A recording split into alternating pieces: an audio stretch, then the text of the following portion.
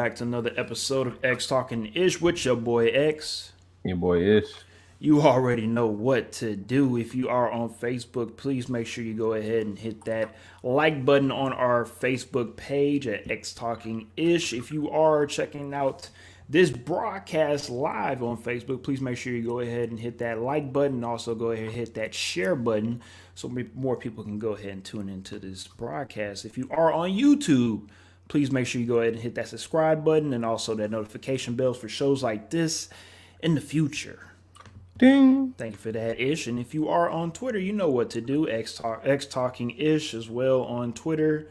And you already know what we will do. We will go ahead and retweet it on our personal page so more people can tune into this beautiful, beautiful episode of X Talking Ish.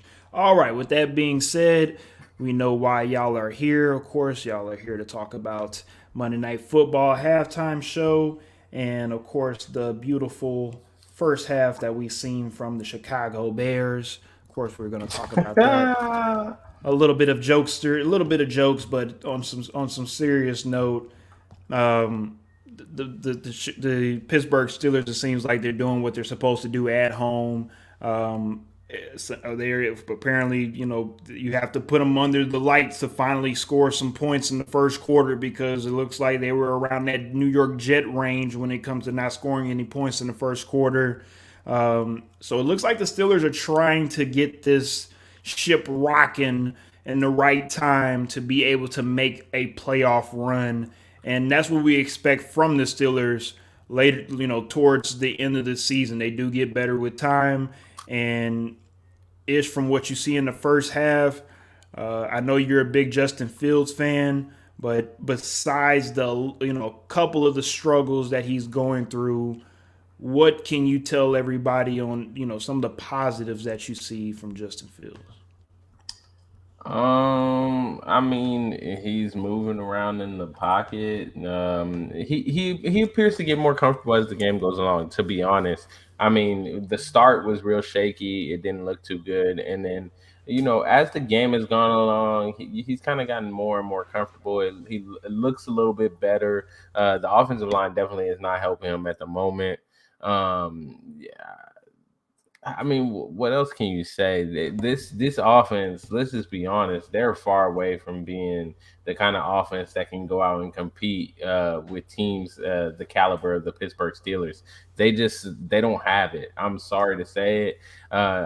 They have some decent weapons, but they just aren't able to get them the ball. They're not able to find them. They're not able to give him the time that he needs to, really get the ball to anyone. The run game has kind of been non-existent as well. It's just overall this offense, they're ranked where they are because it's just not a good offense, if we're being honest. So he looks okay, but really you can tell that he's trying his best, but it's not doing that.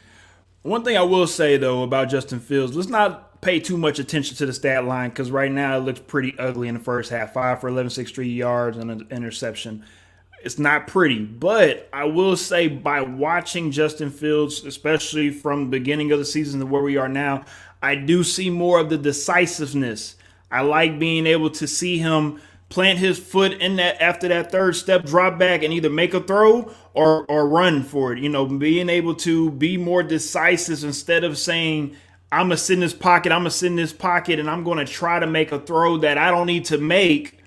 It's if it ain't there, get your butt out of this pocket, use your athleticism, and try to pick up a couple yards, and let's live to fight another down. Let's live to fight another drive.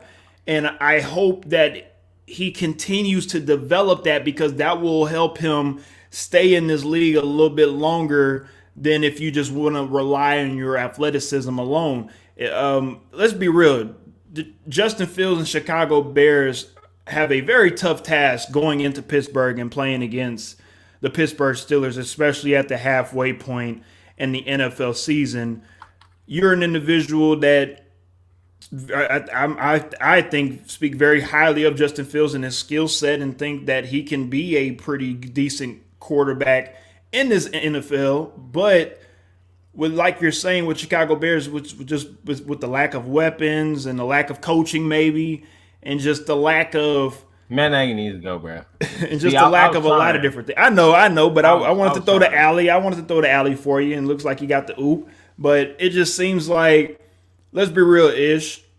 Most likely, Matt Nagy might be gone after this season, Oh, and he needs to go they now. will start over fresh with a coach that's going to be paired up with Justin Fields, and it's going to be interesting to see how the Chicago Bears look next year and the year after that, and see if you are able to get that Cliff Kingsbury and Kyler Murray, or get that that duo in Buffalo with McDermott and also in Josh Allen. Well, let's not use them as an example. I know right now it was bad. I know it was a bad week, but I also I'm bringing that up is because we talk. I mean, we didn't really talk about it, but we've talked about how it's been a crazy week in the NFL in Week 9, and I'm pretty sure there probably were a couple of bettors that wanted to maybe sway to the Chicago Bears side because they probably felt, hey, there's a lot of upsets tonight or this past weekend. Maybe there could be one, tonight.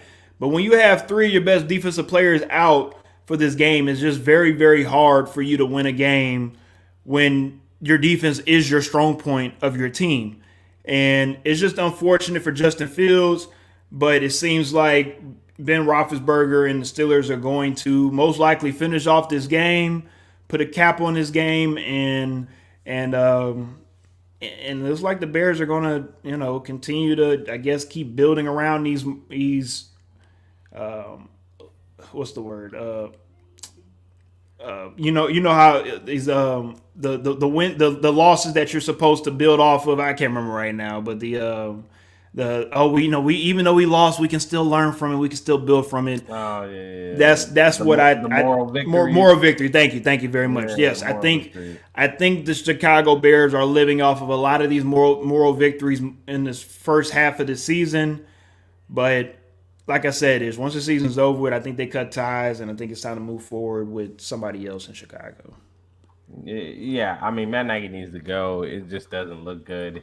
Nothing's going well. So, let's just see if there's some sort of fight in the second half. Hopefully, there might be some more and make it a little bit more interesting. Unfortunately, the Steelers get the ball to start out with, so this could get ugly before it gets any better. Yeah, and I was definitely hoping at the end of that second quarter that the Bears were going to get that fourth down conversion on their side of the ball, because if the Steelers, like you said, if the Steelers were able to stop them on that fourth, score a touchdown to be 21-0, and then they get the ball again, the game would have been over.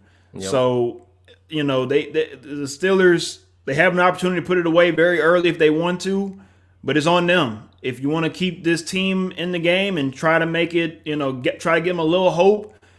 Chicago Bears, I'm not saying they're going to win this game, but who knows? They might be able to shock some people. But if the Steelers are able to put their foot on the neck, take care of business in that third quarter, I don't see why the Steelers don't come out with a victory tonight. 100% agree, man. All righty then. Well, we appreciate y'all for, of course, tuning in to the halftime show for Monday Night Football. Please make sure y'all tune in tomorrow for our Week 9 / midway review of the NFL season with some very special guests that we will have on tomorrow. Please make sure y'all join us. It will be a hell of an episode tomorrow. I am excited. I cannot wait to meet up. Hey, I'm excited too. Hey, I cannot wait to meet up with our friends that wrote down, records of their teams. They're going to be back here again to join us, and we're going to talk about you guys' team at the midway point. How do you feel? You feel high? You feel low? You feel, right on point? And we're going to go from there. So please make sure y'all tune in tomorrow night, 9 o'clock Central, 10 o'clock Eastern time. Make sure y'all tune in for sure, because I'm ready to talk my ish tomorrow. Y'all already know what time it is. My boy came out and performed on Sunday. I hope you're going to talk your ish about making sure that Kansas City Chiefs defense gets better, but that's another topic for another day. Hopefully we'll talk about it tomorrow. All righty then, with that being said, see y'all next time on X Talking Ish.